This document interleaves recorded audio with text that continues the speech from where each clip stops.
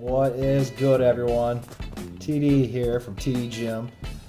Want to give you a quick review of the Rep Fitness 5000 AB zero gap bench that I picked up. It was the grab bag special from Rep Fitness, and this is the bench that I received. So you don't know what you're getting with these things.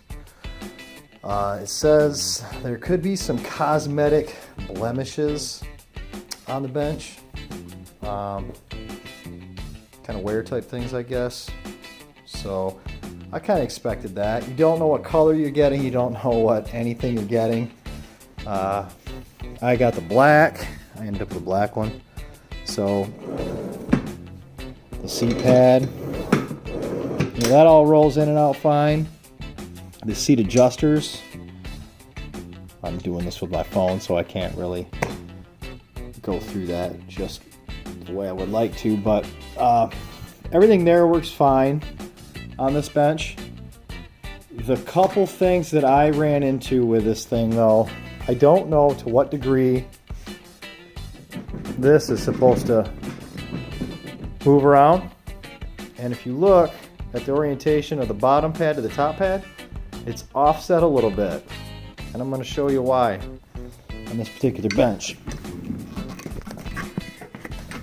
This is a pretty heavy bench too, so be ready if you buy one of these. So I want to show where it goes into the bearings. You can see here on this side there's a significant gap. Okay, you come around to the other side, it's significantly tighter on this side. So this thing is set offset here, and on top of that, the screws here are loose. This whole thing wants to move, so I'm gonna have to tighten those screws down. That's not a big deal. This is probably not a big deal. There's like 2 set screws on either side, and there's a set screw out, or a bolt out here. So I surmise I loosen that up, I can adjust that, but it's a $500 bench, you know. You would think that that would be one of the items that got checked. It said it got 100% checked as well. It didn't, because all the bolts didn't even get taken out of the package. They didn't put the pad on, and they certainly didn't put the back leg on. And this is the other item with this thing that I got that, you know, this is the first thing I saw when I started putting it together. I'm looking at it, and let me go around to the back here. The back legs, so these wheels, one of these, this side, it looked like it got hit. This was bent in a little bit, so the wheel wouldn't roll. So I got that fixed. I mean, it's all fixable stuff, but it's like I bought a used bench, in all honesty. But for the price, you know, it's $375 on their site. I mean, it's close to that. But these are either welded on upside down.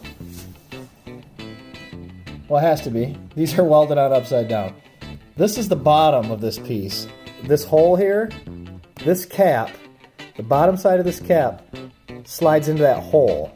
So these feet were on reverse. And when I went to put it together, I noticed there's no way these wheels ever make contact with the floor. So I looked at a picture and I realized, oh, these are welded on upside down. However you want to look at it, these are welded on upside down, or this plate is upside down. However you want to look at it, it's wrong. So I was able to pop the caps off, turn them around. So I got these holes here on the back leg. You know, here's some of the I'd expect this kind of like blemishes on it, cosmetic stuff, right? Unfortunately, I got these holes. I'm not that particular, so I don't really care. I'm not gonna contact Rep and ask them to send me a new part. It isn't that big of a deal to me. For $375, you know, the back bench, you know, it moves around until you sit on it, and I don't know how much of that play is indicative of what's going on up there with the bearing. So I'm going to look at that. I'm going to tear into that. I did see where they talked about the rep bench wobble. So I don't know if I'm a victim of that or if it's just the way that the bench is. The seat pad itself, I don't know if this is a version 1, a version 2. Well, it's not. It's pretty slick. It's not tacky, but it's good. It's good, you know. So my overall feeling on this, I'm glad I got the black. You know, that worked out nice. The pad not being aligned and the way that it's set in the bearings, that's an issue. That should have got caught. The rear leg with the wheels being welded on upside down, that should have got caught. So overall, I feel like misrepresented themselves a little bit on this bench. That's going to happen in these scenarios, though. Quite honestly, if you've worked in manufacturing a product, you know that sometimes stuff with a little bit more of an issue gets into the mix and it ends up going out the door in one of these scenarios. So, all fixable things. At the end of the day, am I happy I paid $375 versus $500? I am. Do I wish I would have found one used, local, cheaper? I do, because I feel like that's what I ended up with. I feel like I ended up with a used bench that's got some issues that I have to fix. So for the price, I don't know. I don't think the value was there 100% with the issues that it came with.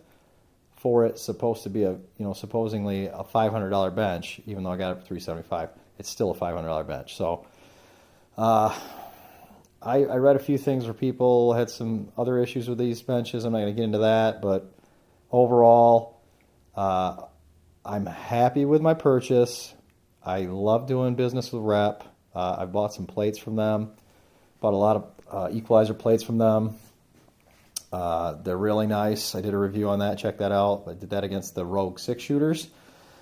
But at the end of the day, if you buy one of these, you do run the risk of getting something you're going to have to fix or send back or get parts for. That's just the way it is. But overall, would I give this a buy? Do you buy it?